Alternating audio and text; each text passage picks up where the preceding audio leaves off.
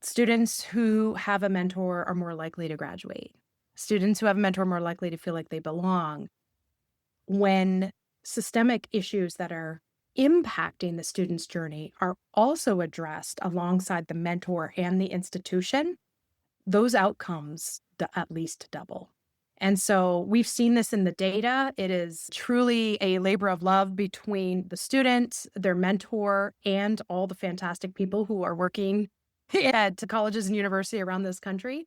And by working together, we can have incredible success. That was Erin Mayhood, CEO of Mentor Collective. We had a great conversation about the role of mentoring in student success, from what makes a great match to how mentors can not only offer advice, but can connect students to support services and programs, and how technology can facilitate all this while gathering valuable data to make it all work and to make it work even better. I think you'll really enjoy this. Let's dive in.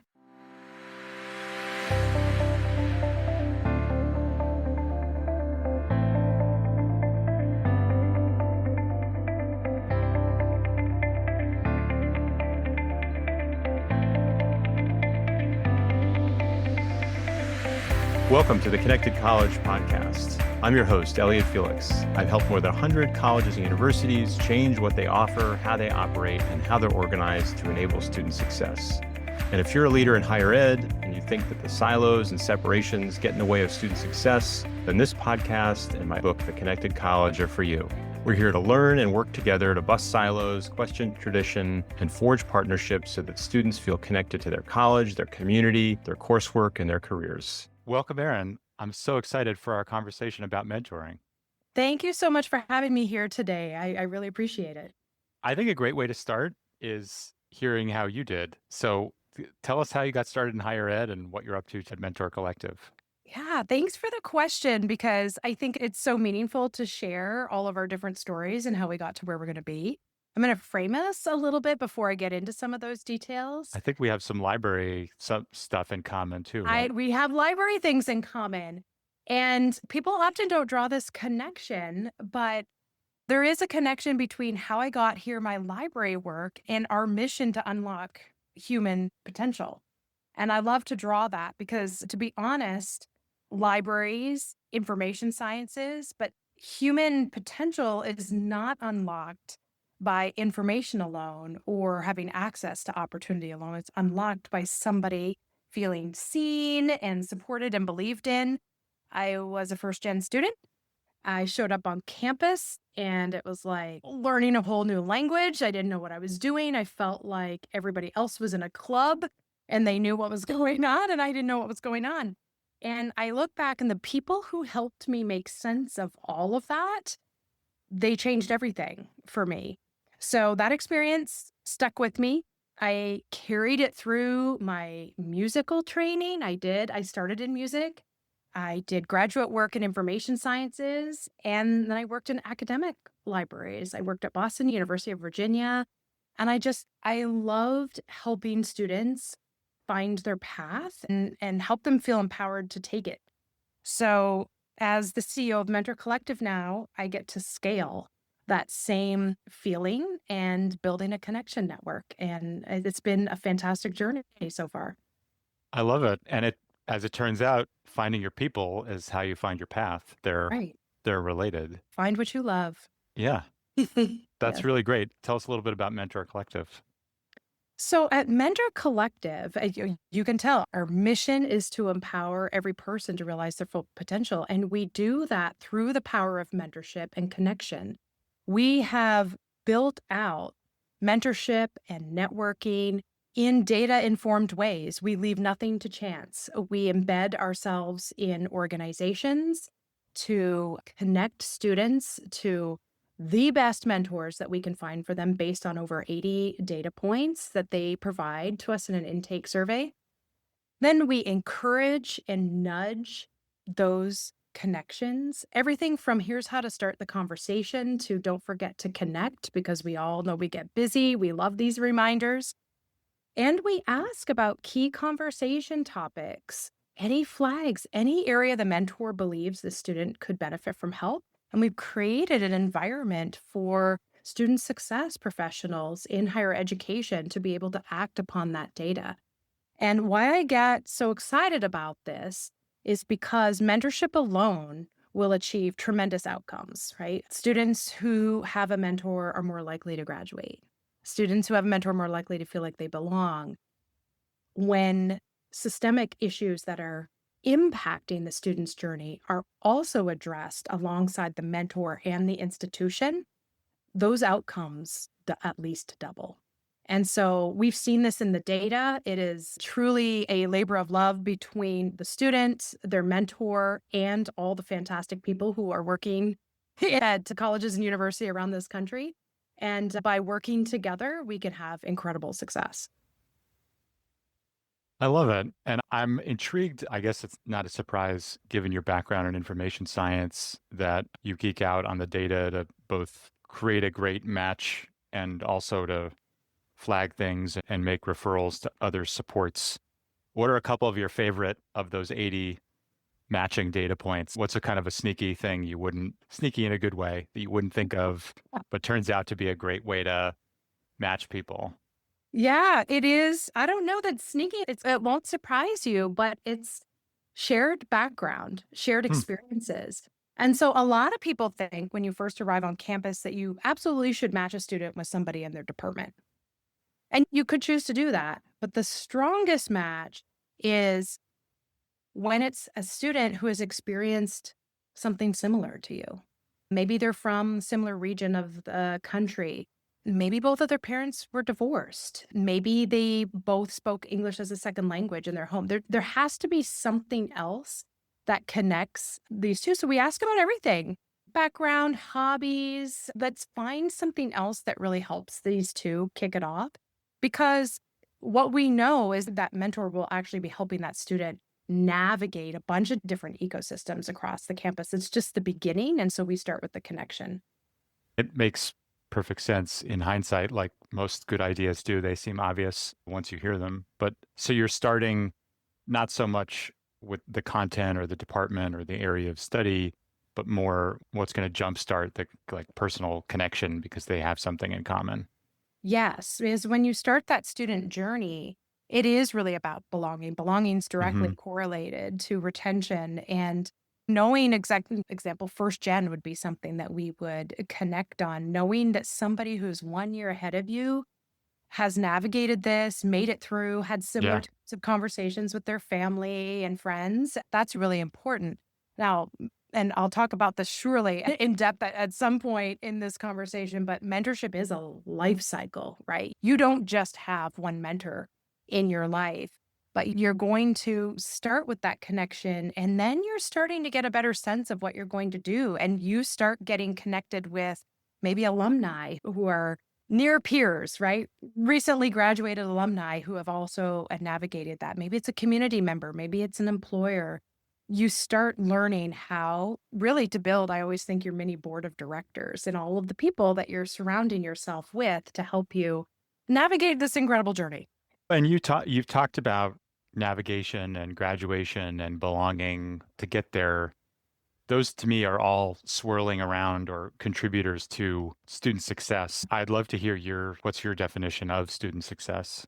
Oh, yeah, yes. And I know there are a Of lot of course, people there's only one struggling. right answer to this. There's No, I'm only just, one right yeah. answer. So you can grade me on my answer. No, but my answer is probably not going to surprise you based on what you know Hmm. about already. First, I want to acknowledge that every organization we work with has made massive investments to student support, advising platforms, early alerts, mental health, tutoring services, all of these things. And all of these things are incredibly important, but still, student success tends to feel hit and miss from the student's perspective. Students don't always know what's out there. We see that a lot. That's been well documented. Or by the time the support shows up, it's too late. I always think the lagging indicator is too late, right? The attendance issue, the grade issue, it's already too late. Someone's really starting to feel bad. So to me, I define student success as supporting the whole person. And how do you help that person feel like they belong? How do you build their confidence? How do you help encourage clarity in what they want to do? And how do you help them make connections to help them keep going? And yes, earning that degree matters. Like we all know this. Over 70% of jobs still projected to need the degree, the credential.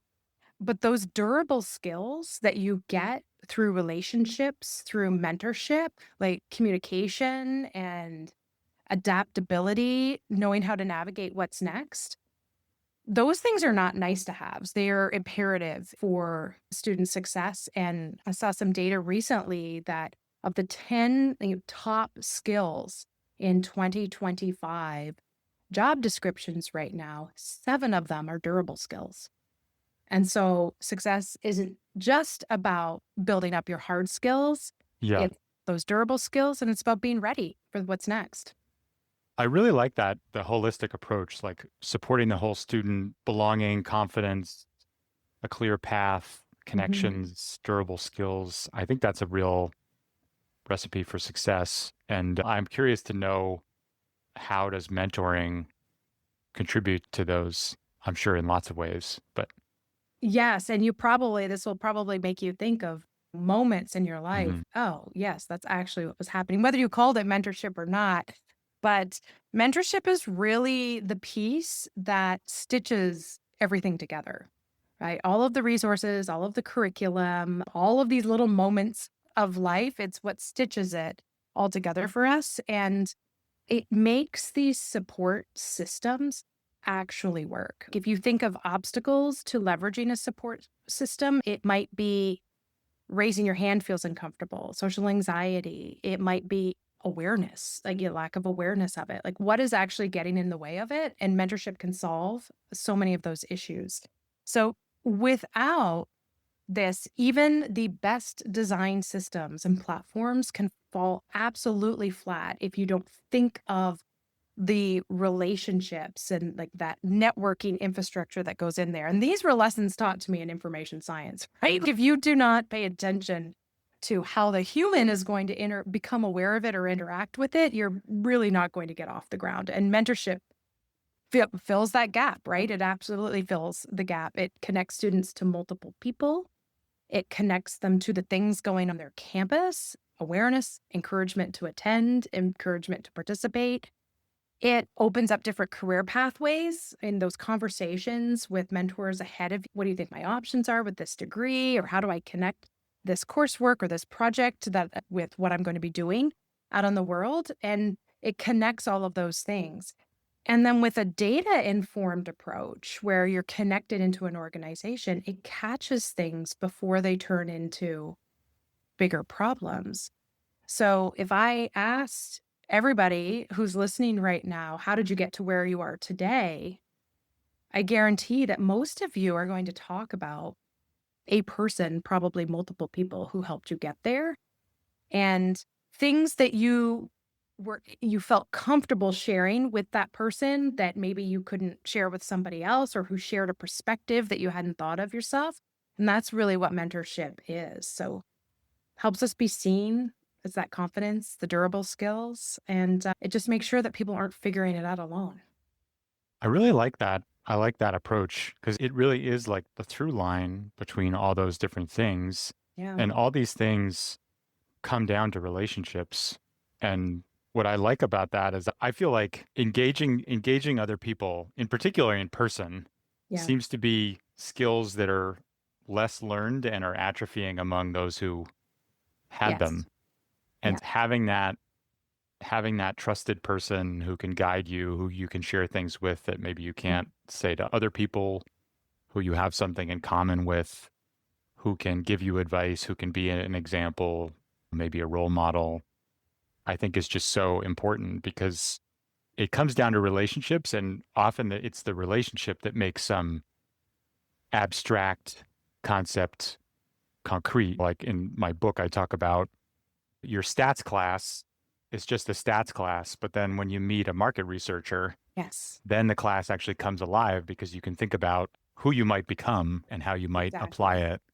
And Exactly. yeah, And I like to lower the stakes for that a little bit, right? Like you're talking about something super intentional, right? Oh, I'm in this class and I want to figure out like how this is going to show up over here. And I don't think we should ever leave this to chance, right? Yeah. You bake mentorship into the system, like you're setting the expectation and literally teaching a student how to network at a time of screen addiction and social anxiety and all of the things at a time where they really do need this to be extraordinarily intentional. This is what you do. So then when the stakes get a bit higher, and now you're reaching out to somebody who's not at your school, who can inform you on something that maybe like you don't know anybody who has done that thing, you know how to do it, right? Yeah. And that's part of school, right? We're building resilience. And what I love when you have data informed mentorship, like we even measure things like help seeking behavior. And guess what goes up when you're in a Yeah. mentorship program, help seeking behavior, because you're not afraid to walk into that tutoring center. It's about you finding the pathways to following your dreams. And this helps build you up so you can do that. So I hear society talking a lot, documenting a lot, our concern about resilience right now. And to me, I'm like, then let's do something about it in a very intentional way. Yeah. And the asking for help and the learning how to network, I find really fascinating. And you probably have this treasure trove of data where you know what are some like great questions for people to ask. Like I think about when my daughter was 6, she had these great playground icebreaker questions that I would hear come out all the time, which was like, how old are you and how many teeth have you lost? And That's those were the like openers if you meet somebody on right. the slide. But in college, it's a little bit more complicated. What are the best networking opener questions? I mean, it really varies on who you're networking with, but it always starts the way we started this conversation. You know, Finding something in tell common. me, yeah, Yeah, you find something in common, or when you know what the person is doing, like, how did you get here? Tell me a quick story. The thing is, when we're about to start a networking interaction, we feel like it's all about us. right. But what do people love to talk about? Themselves. Yeah. They love to talk about themselves. So you immediately find the question we like to talk about ourselves. We're more comfortable. We know our own story. And so ask about that. How did you get there? Where did you start out? What do you have? Like, what advice do you have for somebody like me? What was the thing that made the biggest difference to you in school? What do you wish you had done differently? It's all this type of Oh, stuff. those are great. Yeah, you flip it to them a little bit, and next thing you're in a conversation, and they might start turning it a little bit toward you as well. We've been talking about how important mentoring is as this through line and enabler of student success, Yeah. and how there are things like the mental health crisis and screen addiction and atrophying Mhm. skills. Like, what's changing about mentoring? Like, what are the changes? What are the challenges facing colleges and universities who are trying to have this kind of systemic, Yeah. intentional approach to mentoring? Yes, it's a great question because I don't think I have ever found a college or university that doesn't have mentoring happening. Everybody has mentoring happening. Some schools might have 30 mentorship programs running in different parts of their campus. And mentoring has always existed, thousands of years, and we're still mentoring. But mentoring is not about a single connection. It's not about a one time match. It's about supporting people through their journey. And I think really what has changed is how intentional we have to be to help people start connecting.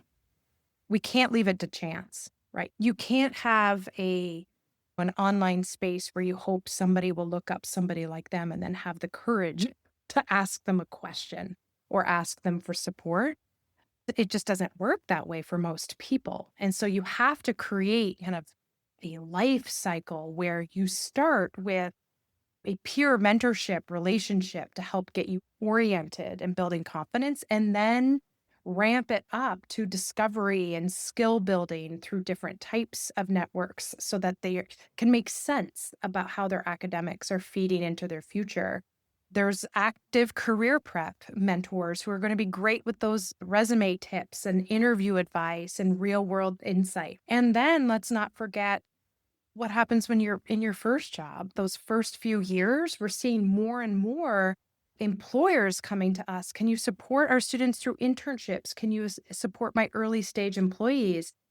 And it's only going to get more for all of us, higher ed included, because with the technology cycles and the change cycles only increasing, career switchers, upskilling, going back and learning more, like this cycle is just strengthening, which means we have to embed mentorship into these systems so that wraparound support is there for you the whole time. That's encouraging you to go back to learn more, to upskill, take a moment, get yourself to this next step.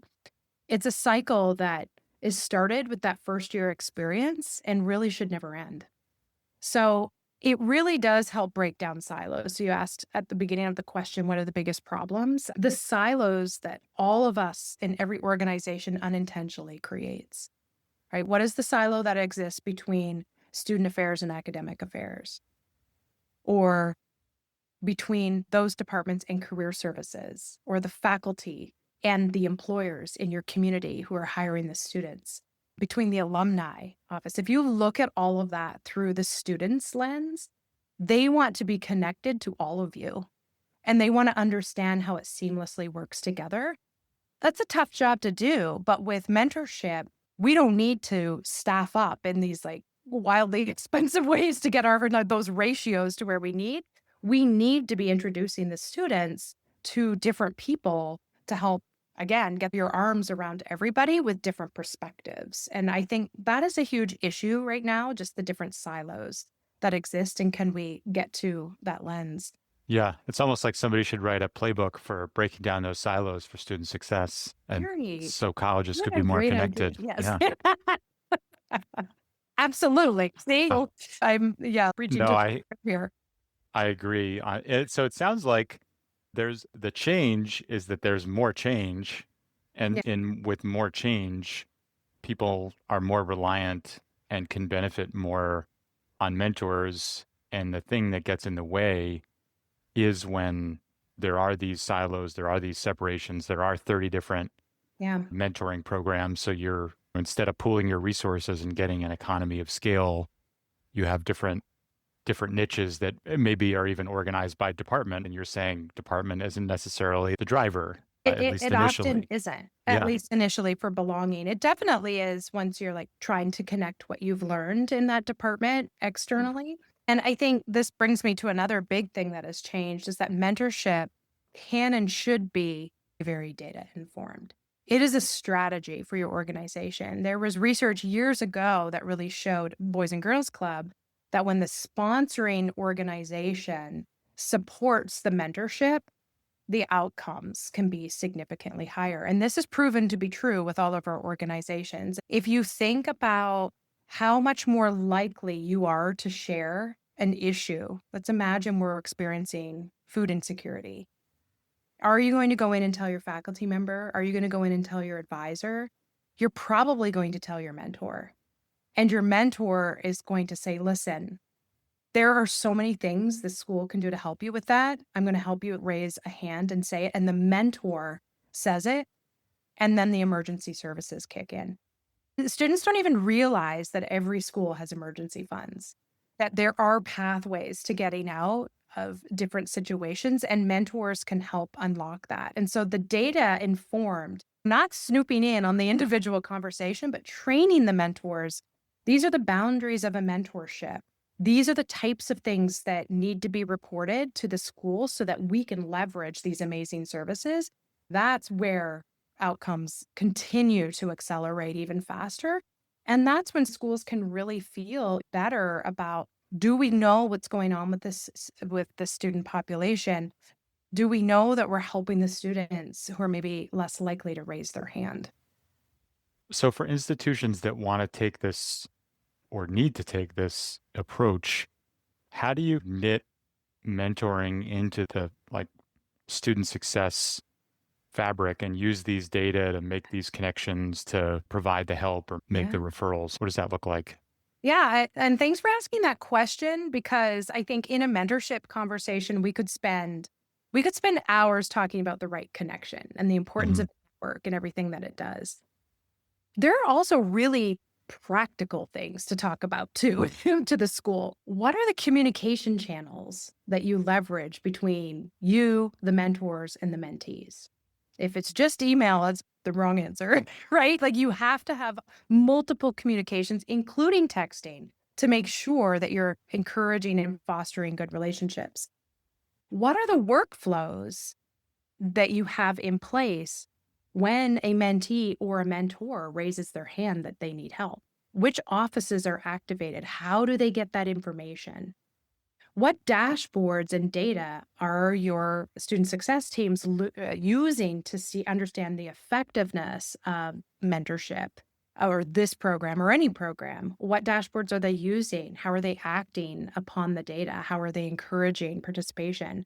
And then where should mentorship be embedded in your student experience? Because nothing is really a standalone, right? Should you be taking your mentorship intake survey at orientation? When you're registering for classes, can we normalize it? Hey, you're going to get your person to help you like on this portion of the journey. Embedded in what they're already doing, don't make it separate. How is your provost or president acknowledging the leadership that your peer mentors on your campus are giving back? How are they acknowledging the alumni who are participating in this? And I think there are just so many things that it's not just about mentorship, but it's embedding in all the things that you know are important and valuable in your community, and it's uplifting the entire community. It's a combination. It's data, it's workflows, it's community building, it's acknowledgement, it's celebrating. Like, these are the things that we need to bring to our campuses, to our students, and it really does bring a lot of joy. The schools that are doing it this way, we write about them. The culture of mentorship that exists on these schools, they're having amazing outcomes and they're having fun doing it. Amazing outcomes and having fun doing it sounds like a great place to end a great conversation about the power of mentoring to support the whole student and create the belonging, the confidence, the clarity of path, the connections, the durable skills. And I really appreciate the approach you're taking and the work you all are doing to make that happen. Thank And you. Thank you. thanks And so thank you for much. shining a light on it. We love your work as well. And it's just a delight to meet you. Thanks so much, Erin. Thank you. Thanks for listening to the Connected College podcast. Subscribe to my Connected College newsletter at elliottfelix.com for insights and excerpts from my upcoming book, tools you can download, and special offers. You can also find more information about talks I've given, articles I've written, and upcoming events there. And please support the podcast by rating and reviewing it wherever you're listening.